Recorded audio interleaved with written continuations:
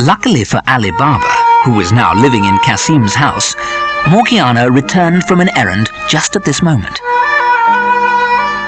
She noticed the cross on the door of the house and thought to herself, "What is this mark? I wouldn't be surprised if it has been made by someone who wishes to do harm to my new master."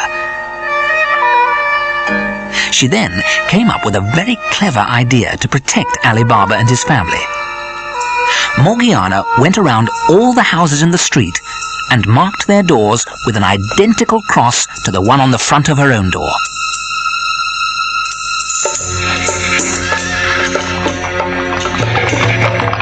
When the gang of robbers arrived later that night, they were thrown into total confusion. Where did we go? Where did we go? There were crosses on all the doors in the neighborhood, and the robber who had marked Kasim's door had no idea which was the correct house. The leader of the gang was so furious that he killed the unsuccessful robber on the spot. The gang returned to the cave, and another robber volunteered to lead the shoemaker to the intruder's door. Baba Mustafa was happy to repeat his trip for a few gold coins. When he had identified the house, the robber marked the door with a lump of red clay. He was sure his plan would succeed. Luckily, Morgiana was again keeping a watchful eye on things, and she spotted the red clay almost straight away. So she mixed herself a quantity of red clay, and again she marked all the other doors in the neighborhood in exactly the same way. Look, there's clay everywhere! There's clay all over! You can imagine the fury of the robbers, and especially their chief, when they realized that yet again their plot had been discovered. And unfortunately, their second guide was finished off in the same way as the first. The robber chief now decided to take matters into his own hands. He went into town and had Baba Mustafa lead him to Kasim's house. He then memorized exactly where it was. When he returned to the cave, he gave orders for his men to obtain 19 mules and 38 large jars for carrying oil. Then the chief hid one thief in each of the 37 jars, putting the tops on with just enough room for air to get in. He then filled the final jar with oil, disguised himself as an oil seller, and set off for town.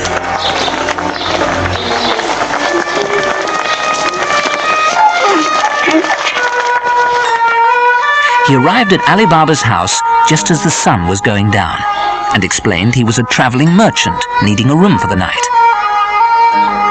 Alibaba was such a generous man, he naturally offered his own home. Although Alibaba had seen the robber chief at the cave, he didn't recognize him because of his disguise. So he allowed him to stable his mules and stack the oil jars before entertaining him with food and drink.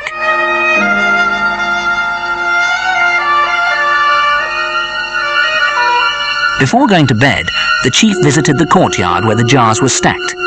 He whispered to each one, "When I throw stones, climb out and wait for me."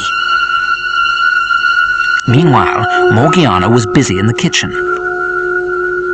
When her lamp ran out of oil, she remembered all the jars and decided to borrow some oil.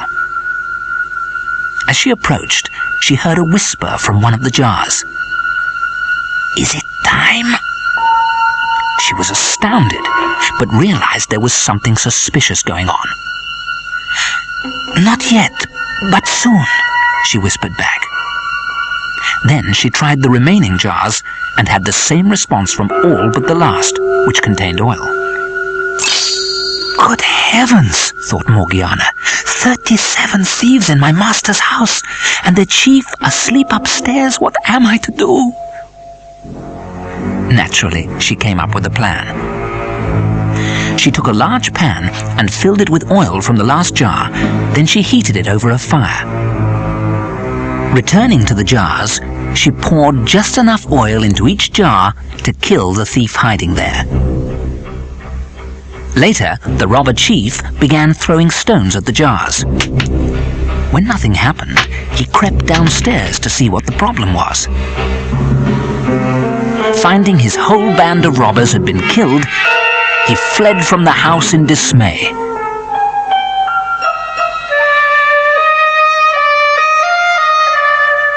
When Alibaba woke the next day, Morgiana explained the night's events to him.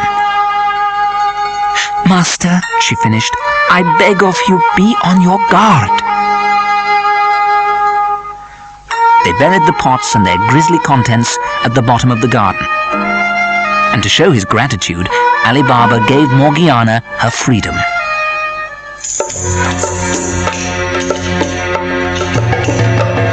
Meanwhile, the robber chief was plotting his revenge. He bought a house close by and, wearing a new disguise, introduced himself to Alibaba as a wealthy merchant. One evening, Alibaba and his son invited their new neighbor to dinner. The robber came armed with a dagger. Luckily, Morgiana was as alert as ever and recognized the thief, even through his disguise. After dinner, she dressed as a dancer and entertained the guest.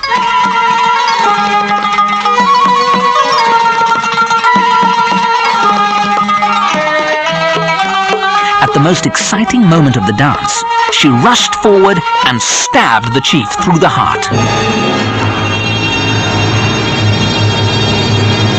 Alibaba was horrified.